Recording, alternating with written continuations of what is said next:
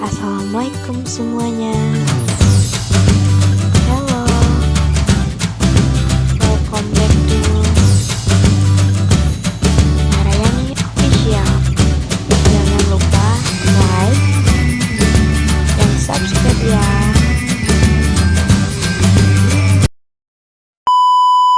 Assalamualaikum warahmatullahi wabarakatuh.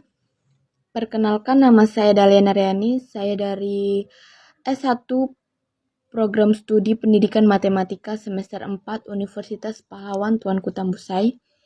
Di sini saya akan menjelaskan mengenai materi STEM, yaitu yang singkatan dari Science, Technology, Engineering, Art, and Mathematics.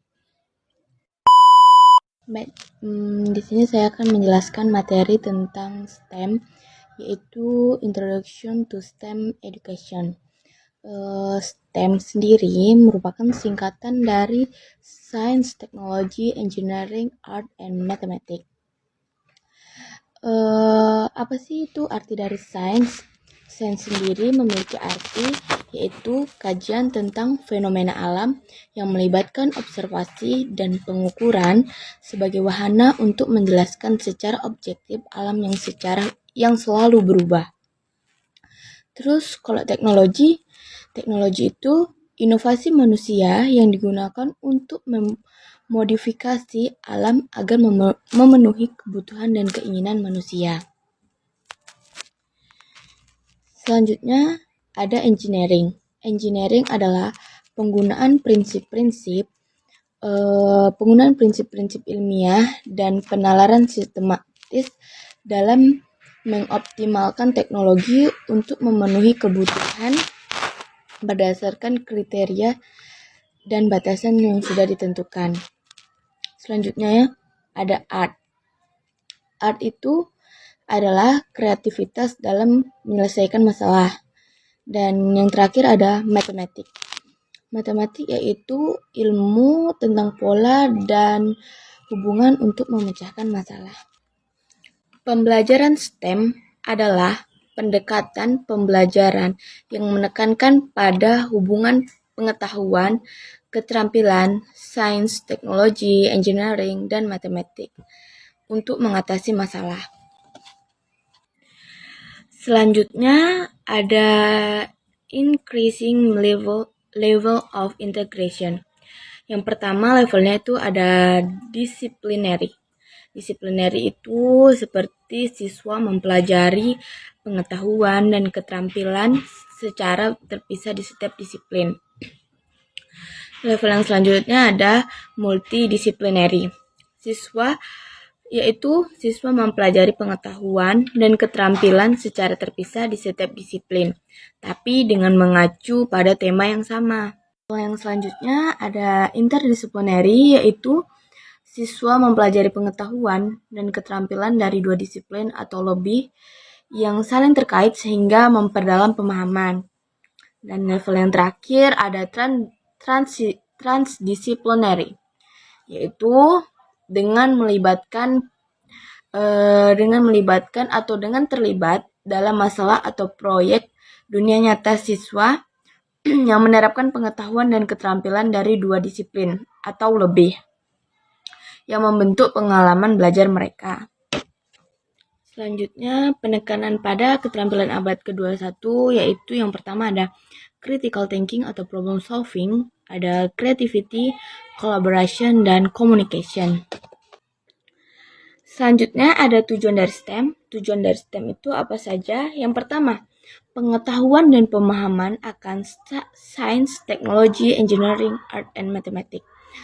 Terus ada dapat menggunakan pengetahuan, sains, teknologi, engineering, art, mathematics untuk memecahkan masalah dan membuat suatu keputusan. Dan yang terakhir tujuannya itu untuk menghargai peran pengetahuan, sains, teknologi, engineering, art, dan mathematics untuk kemajuan manusia. Selanjutnya ada engineering pada STEM. Engineering pada STEM itu apa aja sih? Engineering pada STEM yang pertama memuat sebuah cara sistematis dan berulang untuk merancang objek proses, dan sistem untuk memenuhi kebutuhan dan keinginan manusia. Terus ada sebuah proses yang dimulai dengan masalah. Dan ada juga dengan menentukan kriteria solusi yang berhasil dan bagaimana mengukurnya. Terus ada mengidentifikasi kendala atau batasan yang perlu dipertimbangkan. Kalau teknologi pada sistem itu memuat yang pertama, setiap jenis modifikasi pada alam untuk memenuhi kebutuhan atau keinginan manusia. Terus biasanya tetapi tidak selalu berkaitan dengan alat, perlengkapan ataupun mesin. Terus dikonstruksikan melalui tahap engineering. Kemudian teknologi tersebut digunakan untuk mengengineering teknologi yang lebih maju. Materi yang selanjutnya yaitu aktivitas STEM. Dimisalkan aktivitas STEM itu ada musim kemarau yang menyebabkan banyak daerah sering mengalami kesulitan air. Salah satu upaya untuk mengatasi hal ini adalah dengan membangun menara air. Menara air adalah sebuah menara yang dapat menampung wadah berisi air ataupun debit tertentu. Menara air dapat digunakan dalam skala kecil yaitu rumah tangga, ataupun dalam skala besar misalnya pada suatu wilayah. Menara air harusnya cukup tinggi agar aliran air lebih kuat sehingga cukup untuk digunakan untuk menghidupkan pemanas air atau mesin cuci otomatis yang membutuhkan tekanan air besar. Jika menara tersebut dipasang di rumah, menara air yang dipasang pada suatu wilayah juga membutuhkan aliran air ataupun debit air yang cukup kuat agar dapat menjangkau lokasi yang terjauh dari wilayah tersebut. Setelah di atas, dapatkah kita menggunakan sains, math, teknologi, and engineering untuk membuat sesuatu dengan bahan yang mudah dijangkau yang dapat membantu mengatasi masalah di atas? Pertama kita identifikasi dulu masalahnya, setiap langkahnya. Yang pertama kita dari EDP, kita mengingat EDP itu komponennya ada Ask, Imagine, Plan, Create, dan Improve. Untuk yang pertama yaitu Ask itu didefinisikan sebagai masalah atau identifikasi kebutuhan. Terus pastikan ada kebutuhan akan solusi, identifikasi kriteria dan constraint batasan. Yang pertama, perlu dibuat suatu menara air sederhana untuk mensimulasikan menara yang nantinya akan dibuat sesungguhnya dalam kehidupan nyata. Terus, identifikasi kriteria dan constraint batasan. Kriterianya, yang pertama, menara dapat setinggi mungkin menggunakan bahan yang tersedia. Menara memiliki desain yang menarik. Yang ketiga, menara harus kokoh. Batasannya dibuat menggunakan bahan-bahan yang tersedia. Langkah yang selanjutnya, imagine. Apa solusinya? Buatlah dugaan bagaimana solusi dari masalah tersebut. Apakah akan ada hubungan antara tinggi menara dan volume air yang dapat ditampung ataupun dengan variabel lain seperti luas atau bentuk permukaan menara bagian bawah dan bagian atas dan lainnya. Saling bercurah ide. Langkah yang selanjutnya yaitu ada plan. Dari berdasarkan imagine tadi atau imajinasi tadi, kita buatlah sketsa dari desain menara air yang nantinya akan dibuat. Selanjutnya, langkah selanjutnya adalah create, yaitu membuat menara air dengan alat dan bahan. Yang pertama ada sedotan, 1 packs isi 50. Terus ada isolasi, 1 buah kecil. Ada mistar atau penggaris, busur derajat, gunting, gelas plastik, 1 buah gelas plastik dengan ukuran 250 ml. Langkah yang selanjutnya itu improve.